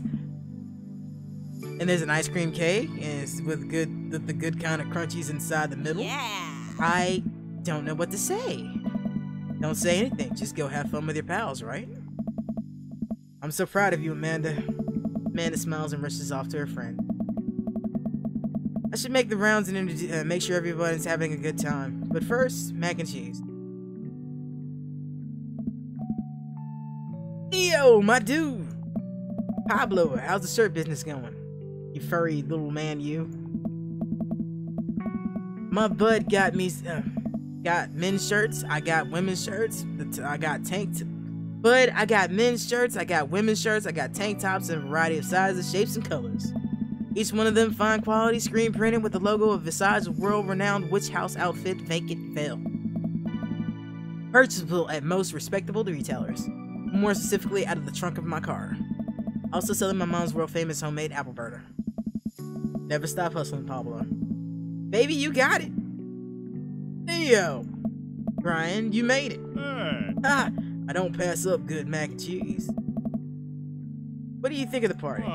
It's not bad. Just not bad. Yeah, it's not bad. Don't let him bait you. Don't let him bait you. Thank you for the lovely compliment. Daisy trots up. Hi, Amanda's dad. Hey, Brian's daughter. See how it feels? This is a really great party. Thanks so much for inviting us. You're very welcome, child who knows how to pay a compliment. Brian and I lock eyes. This isn't over. Hey, bro. This is a real rager. Taking our old age into consideration, I'm trying to be in bed at a reasonable hour tonight. Don't get me too wild. Bro, Don't worry, dude. I'll keep an eye out for your fruit punch intake. You know, Craig, I'm really glad we're bros again. At the gym sometime soon, huh? Sure thing, dude. Briar and Hazel peek out from behind Craig. Hi, little one. Hello. Hiya. Thanks for all the ice cream cake. Wait, girls, how much of that did you eat? Briar ate 4 pieces? Ask any witness. No, I didn't. Hazel ate 4 pieces and wants to pin it on me because we look alike. I have your face. Nobody will believe you. Oh boy. I'll let you guys figure that out. Good seeing you, Craig. Let's hang again soon? Bro. Totally. Tell Amanda congratulations for us. Looks like you settled into the neighborhood quite nicely. Yep, couldn't ask for a better cul-de-sac. Well, I'm glad. Hopefully you'll see you at church events. I've got a big schedule planned for the rest of the year. Sure thing, Joseph. Maybe if you're not doing anything later, we could hang out sometime? Sure, Joseph, that'd be great. Well, see you later. Hugo comes up to me with a plate of mac and cheese. Ah. The perfect cheddar to mac ratio. Beautiful work, Theo. Thanks, Hugo. You know, I'm really pleased to see Amanda going to her dream school. I'm glad she turned it around for finals. Me too. That scholarship money will really help. Amanda walks past and pretends not to see Hugo.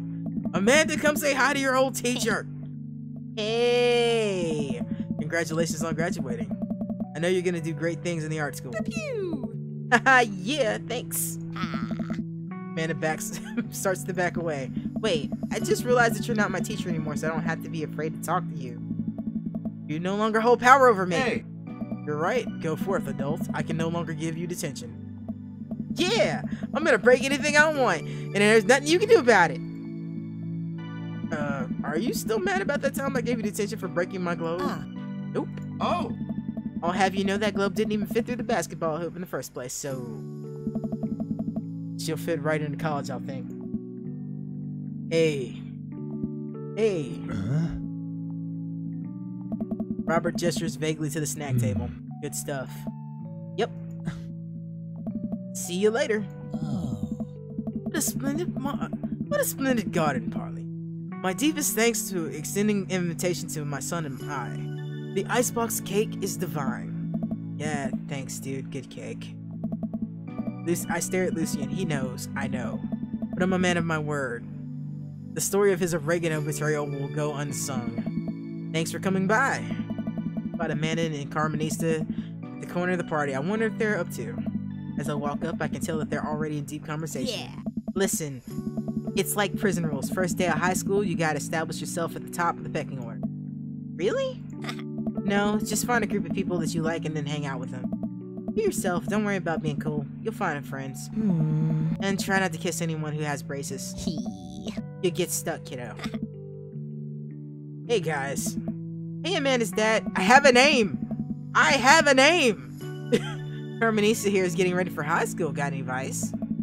When you join a band, pick the easiest instrument to carry. I'm still walking a little sideways from my sousaphone days. Flute it is. Alright, I'll leave you guys to it. Carmenista, me and Amanda are still on for dinner with you and your pops tomorrow? Yes, we already planned the carrot cake for you guys. I better keep making rounds. I leave it to... Oh, wait. I better keep making rounds. I leave the two to the conspirators. And my mouth is stupid dry. This is a lot of reading. Jesus, I've been reading for almost 2 hours now. As the party winds down, I take a seat at on our back porch. The sun is setting and everyone seems to be eating their fill. Amanda wanders over and sits down next to me. Killer party pops. What can I say? I was inspired. So, I also have something for you. For me? Why? Not to be completely genuine about my feelings for once or anything, but growing up wasn't easy, but it could have been a lot harder if it wasn't for you.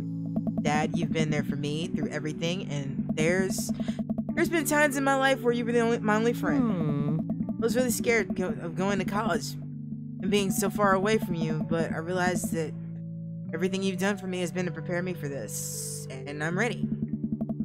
I wouldn't be who I am today without you. Don't cry. Don't cry. I swear to God, Theo, if you cry again, it was too late. You're the best dad. I love you. And I'm crying.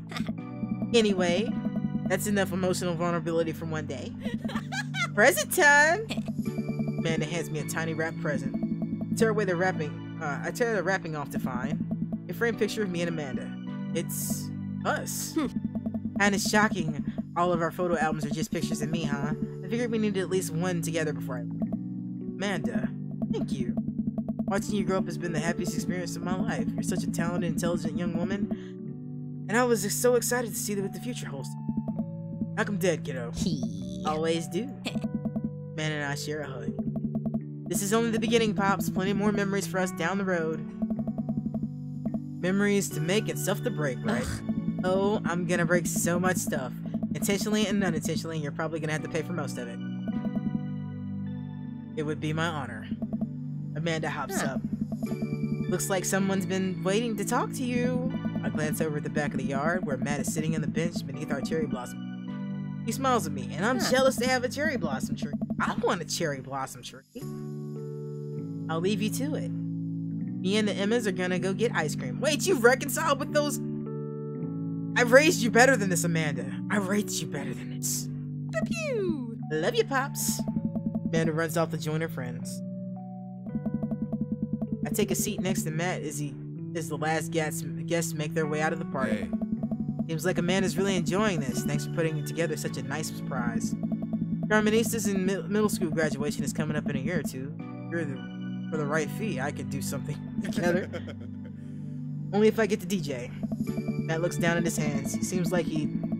Oh, my ear's itching. You guys don't care about that though, right? Matt looks down at his hands. They seem like he does whenever he's trying to figure out the right words to say.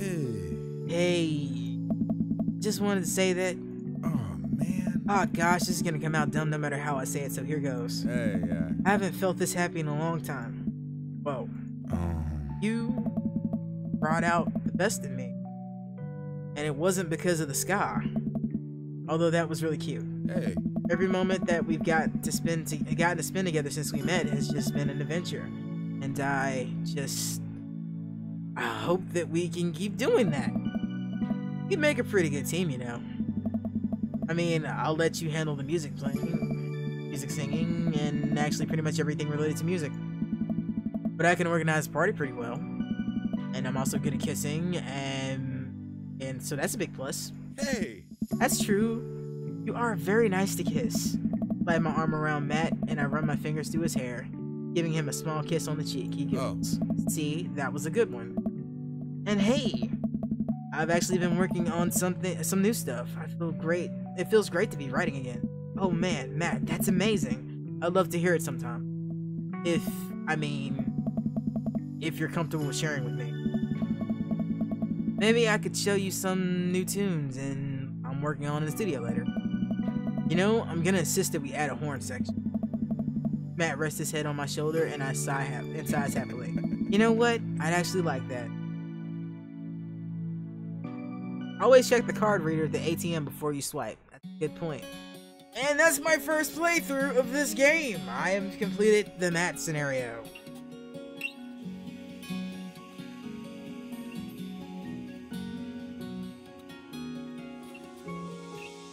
With good timing too, because yeah, that's just about my regular time for finishing up a stream. But this has been fun, and I'm really enjoying this game, and I'm not done with it yet because I have a lot of other dad choices and dads to make. So that's gonna happen. Ignore the water bottle. This takes a lot out of me to do this.